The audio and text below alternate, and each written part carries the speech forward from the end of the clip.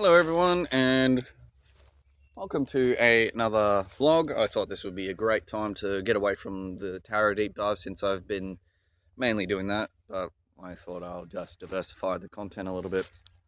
So today I want to talk about something that I think even today in our spiritual community that and at large, where we get told, oh, the power of now, the power of presence, and the power of like living in the present moment, but we don't particularly understand why we need to live in the present. Okay? And I think it's really important to understand why you must live in the present. Because like just saying, oh, you should just live in the present doesn't make much sense, because at the present moment you could be feeling shit. You could be feeling down on your luck. You could be feeling absolute trash, right? And I think that comes from a lot of our cultural conditioning. Because what do? Once we turn 5 years old, we're thrown into school, and then we get made to do a bunch of menial, shitty tasks that we don't give a damn about. And so, what happens to our brains? We start projecting pleasure into the future. And if you live in a terrible household and you can't stand your parents, and they're actually affecting your mental health just being around them, and then you've got a crappy school which also affects your mental health, you can't help but just think about what in the future, right? It's like, oh, can't wait till I turn 18. And once you turn 18, oh, can't wait till I actually get a better job. Get the better job. I can't wait until I get that degree. You get that degree. Can't wait until I reach the apex of my career. And you see how this just goes on and on and on?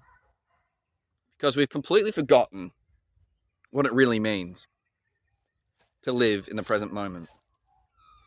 Right? And I think you should still live in the present moment, even if the present moment is trash and it's shit and it sucks. Right? But I find you need to actually first tell yourself what is actually dragging you away from the present moment. Right? I think we are taught to live in the present moment, but we don't get taught to identify what pulls us away from it in the first place. Okay? So, for me, I've just figured out that there's a few things that pull me away from the present moment. The fact that I haven't actually really earned, I haven't, I don't have a huge stack of cash at this present moment. I don't have any credentials. I haven't achieved a degree at university that is worthwhile, and I haven't got a satisfying career. Okay, now those are the three triggers. So think about that when you're thinking about the present, and you get pulled away from it. Think about what is actually pulling it away. And now that I've thought about those three things, right? So those are the three big things, right? I guess we could have four. Let's consider four. So the things that pull us away from the present: unsatisfactory financial situation, unsatisfactory career path, unsatisfactory success in academia, and unsatisfactory relationships. Okay, those are the four things that pull us away and spoil everything that's in front of us. But now that we know about it, why do we even stress so much about it? Really think about that. We stress about all this. It's dumb, man.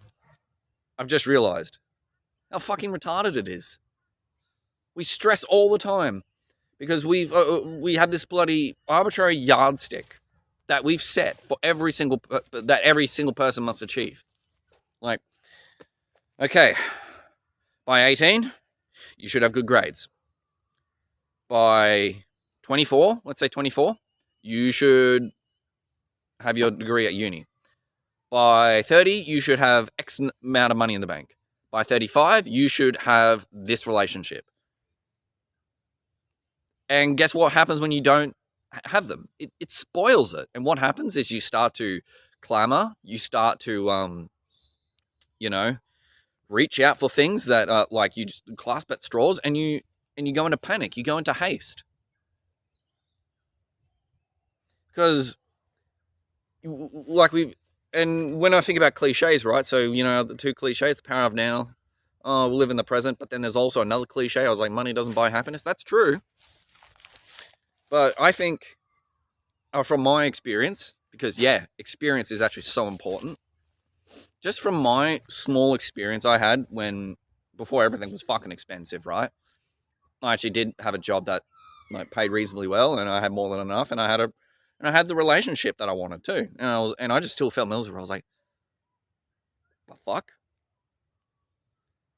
Because there was something like I was like, oh, this doesn't feel right. And it's because I still had expectations of what I should be projecting into the future. And just last year as well. So, I actually nearly caused a great deal of financial stress for me, and had a little bit of a break because I pushed way too hard at university.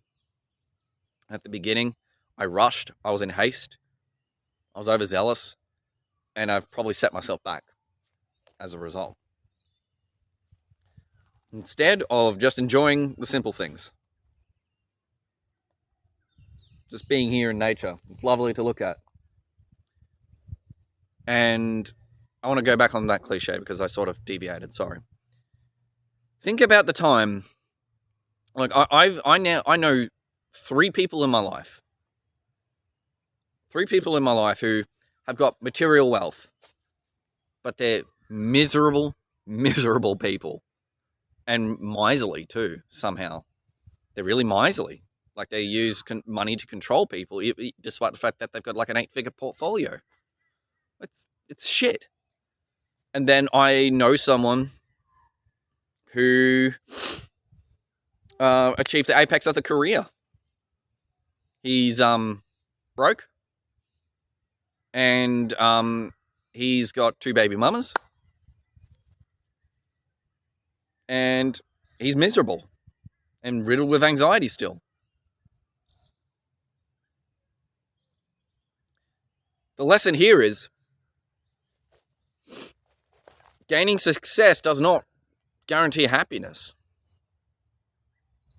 And I think we need to stop trying to find happiness or fulfillment and contentment through these stupid arbitrary yardsticks, including relationships too. Because if we're not present in our own being and in our own movement, we're screwed, man, and we'll just spoil our whole existence. So I say, even though I'm 30 and I haven't really achieved much, I don't have a big YouTube channel, I say, what's the hurry?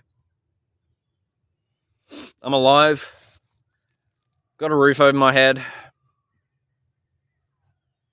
and I'm just gonna say that's enough, and I will still instead find joy in doing things like art.